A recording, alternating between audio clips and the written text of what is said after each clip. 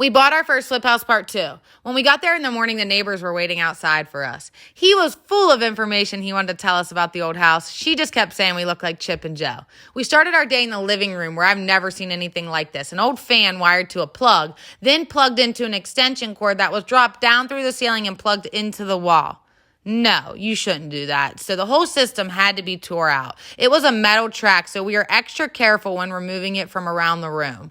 We also knew we wanted the dark paneling to go. So we started the demo in the closet area, and these were nice solid boards, so I'll probably keep those for another project. After we got the first piece of paneling off, we found something behind the walls. It was old postcards and even an old newspaper clipping of a 50-year wedding anniversary, so that was cool. In the master bedroom, all safety went out the door. My brother and sister came over and total chaos ensued. I'm shocked no one got hurt, but the ceiling came down much quicker and then we ran out of time.